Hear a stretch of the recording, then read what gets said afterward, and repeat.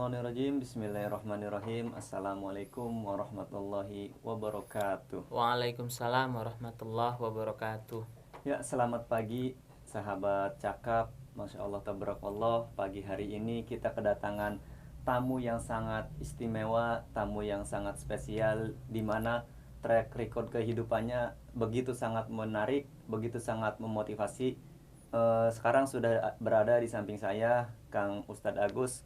Assalamualaikum Kang Ustadz. Waalaikumsalam warahmatullahi wabarakatuh. Gimana kabarnya? Sehat? Alhamdulillah sehat. Masya Allah. Jadi gini nih Kang Ustadz, saya mendengarlah tahu gitu sedikitnya tentang kehidupan Kang Ustadz.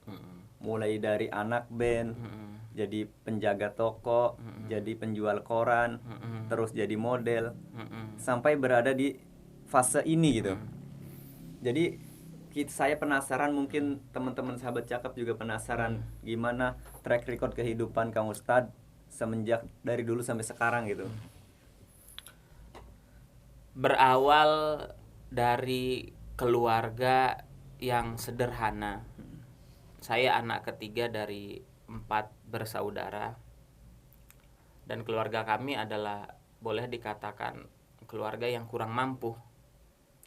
Jadi jikalau tak bekerja keras, maka kami tak bisa mendapatkan apapun, termasuk juga untuk mengisi perut kita bersama gitu. Jadi teman-teman tadi seperti yang dikatakan oleh Kang Lutfi, ya itulah perjalanan hidup yang pada waktu itu memang masih dalam fase mencari jati diri.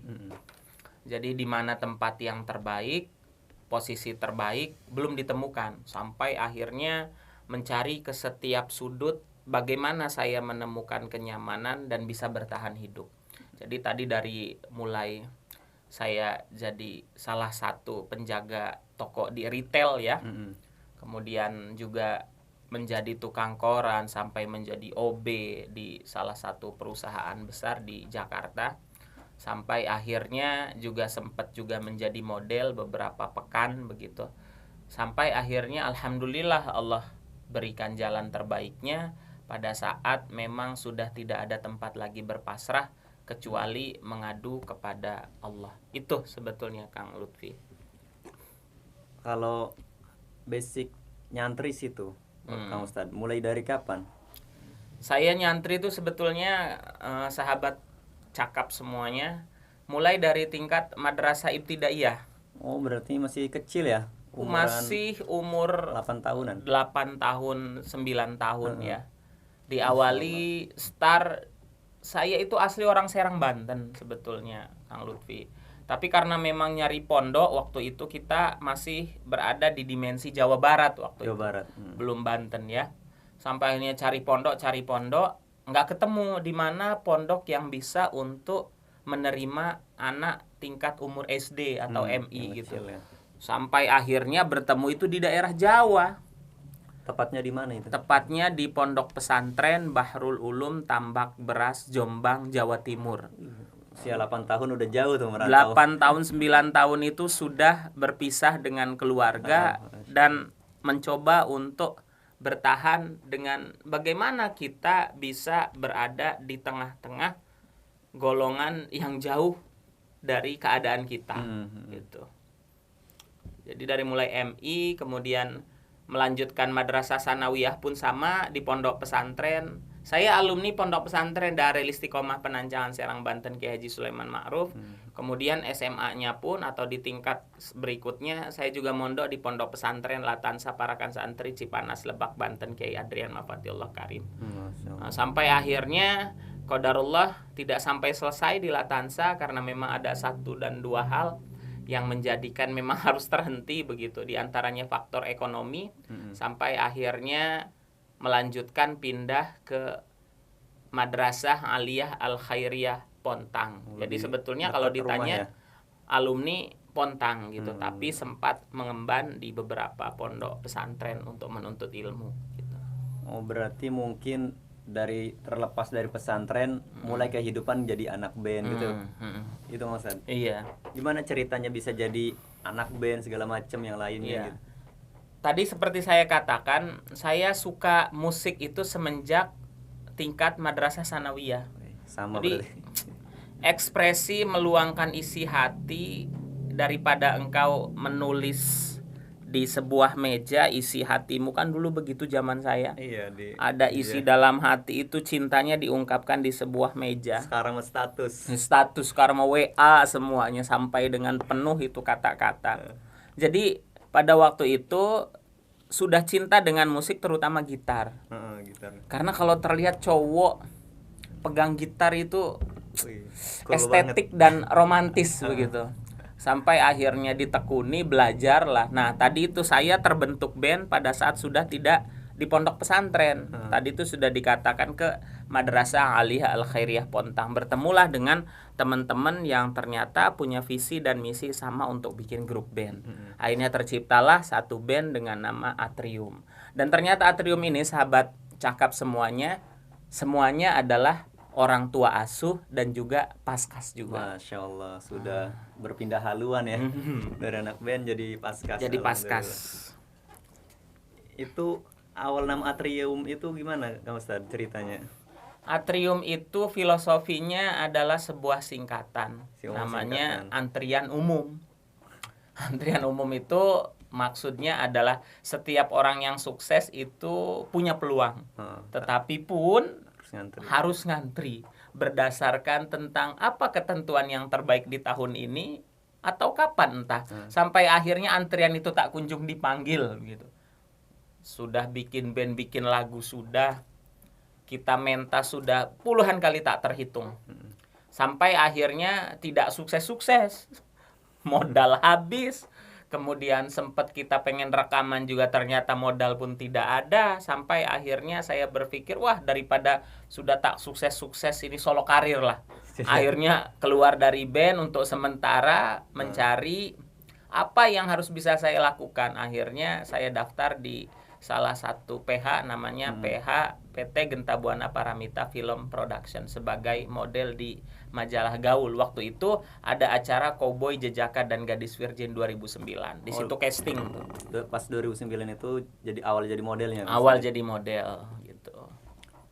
Perjalanan jadi model itu apa aja tuh Kang Ustadz? Jadi proses waktu saya kerja di salah satu retail itu ya. Ketika buka pintu, selamat datang, selamat belanja di net gitu ya. Mungkin kalau teman-teman yang memiliki kok kayak inget kayak saya, berarti kita satu keluarga kawan. Jadi alumni di salah satu retail.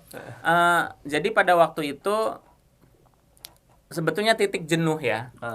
Titik jenuh sampai akhirnya dulu, tapi kalau di toko saya, mungkin teman-teman yang pernah mengalami sebagai karyawan ini, dulu mah ada tempat majalah, Kang. Di retail tuh. Di retail tuh, pokoknya dekat dengan obat-obatan gitu ya. Sampai akhirnya ketika waktu senggang, saya lihat di majalah-majalah, wih, ada open casting nih gitu.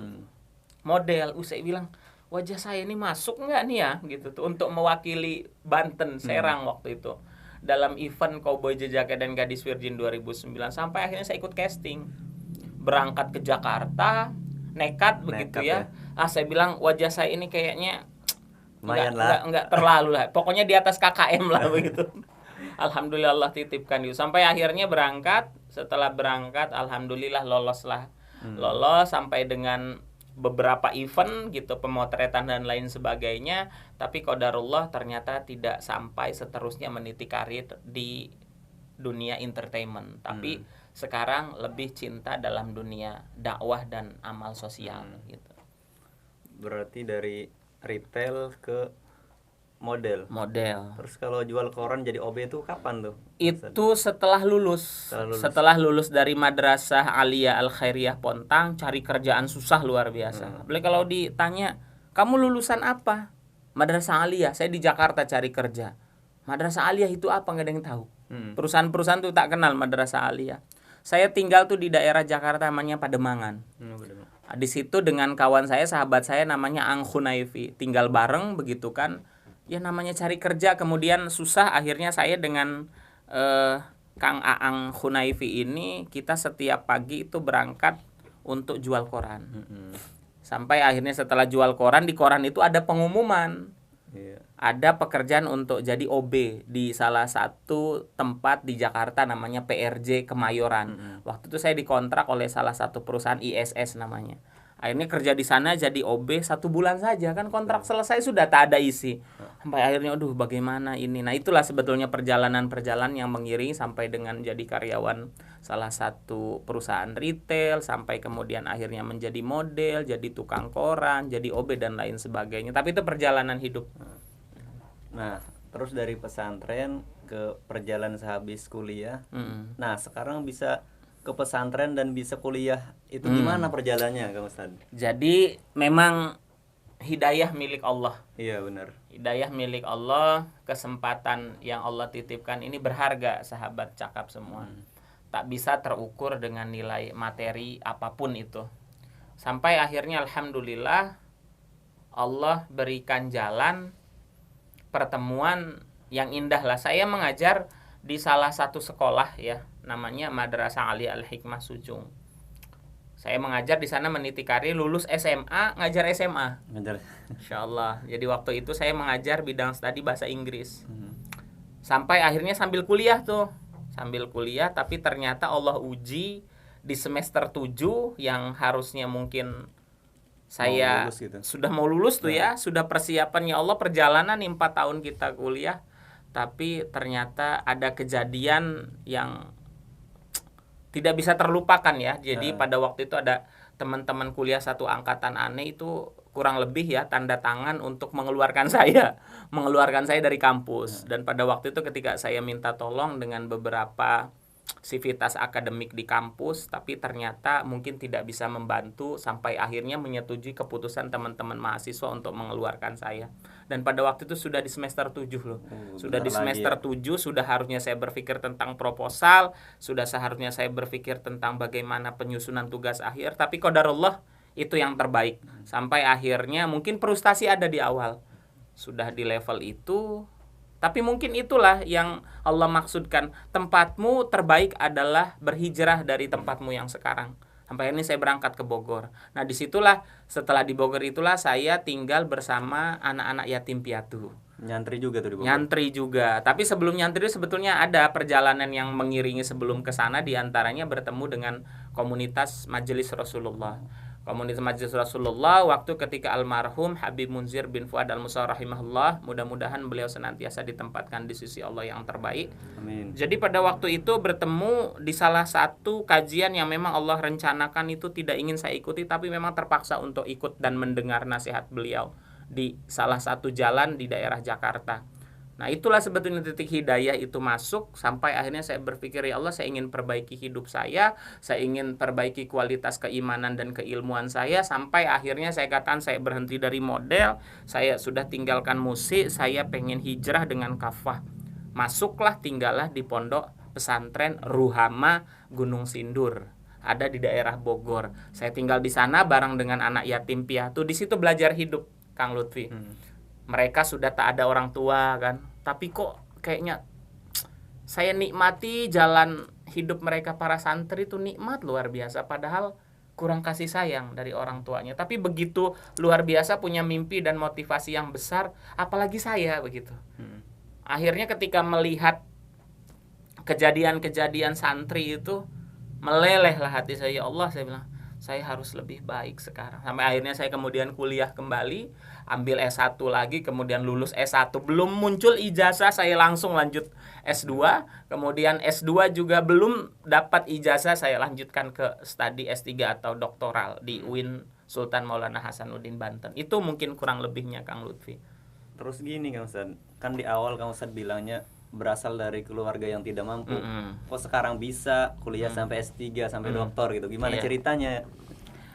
Satu nasihat yang disampaikan oleh saya kepada setiap mahasiswa dan mahasiswi saya yang punya mimpi besar, yang punya harapan besar, yang ingin memperbaiki kualitas hidupnya, saya selalu katakan seperti ini. Jangan pernah engkau terlalu dalam memikirkan tentang kekurangan apa yang Allah titipkan.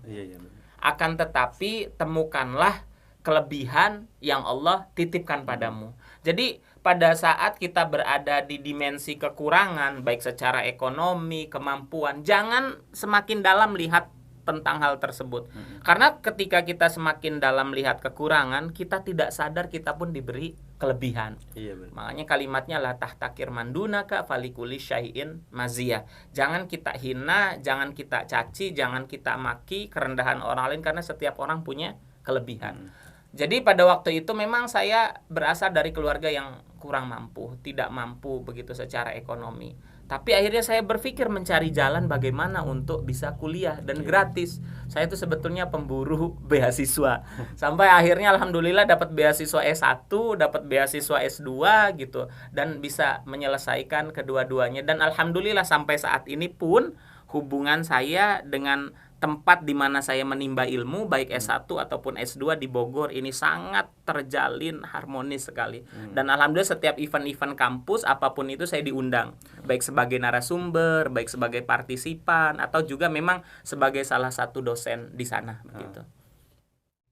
Begitupun ketika aneh, pakai kalung, pakai tindik, ya kan, masya Allah, rambut mohak di zamannya. Pas jadi anak band. Pas jadi anak band, pantas pentas ke sana sini, perempuan-perempuan pada sweet gitu. Kece nih gitu.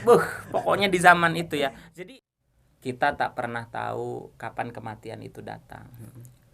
Kita tak pernah tahu kapan ajal itu menjemput.